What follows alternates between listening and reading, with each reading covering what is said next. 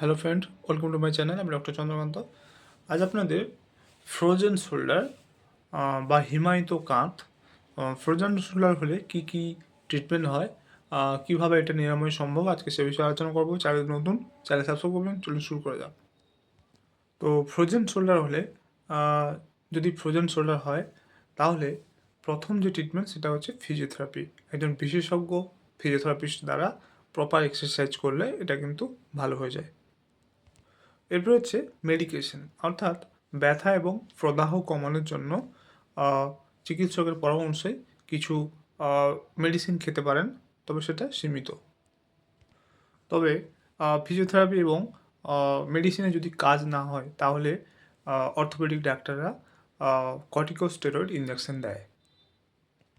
এছাড়াও এক্সারসাইজ করার আগে বা ব্যায়াম করার আগে যদি গরম জলের সেঁক দেওয়া হয়, হট ওয়াটার ব্যাগ দেওয়া হয়, তাহলে কিন্তু জয়েন্ট খুব নরম হয় এবং আরাম লাগে, ব্যথা কমে।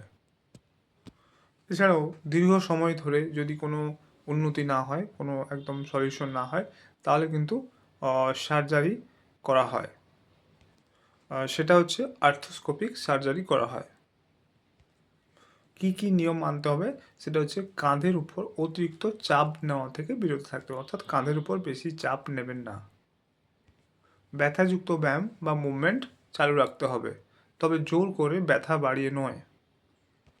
তো আজকে জানলেন যে ফ্রোজেন শোল্ডার হলে বা হিমায়িত কাঁধ হলে কীভাবে চিকিৎসা সম্ভব, কি কি পদ্ধতিতে চিকিৎসা হয়।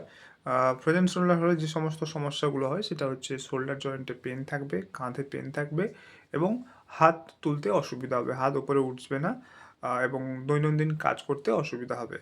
তো আজকের ভিডিও এই পর্যন্ত। চ্যানেল নতুন, চ্যানেল সাবস্ক্রাইব করবেন, ভিডিও লাইক করবেন। Thank you for watching.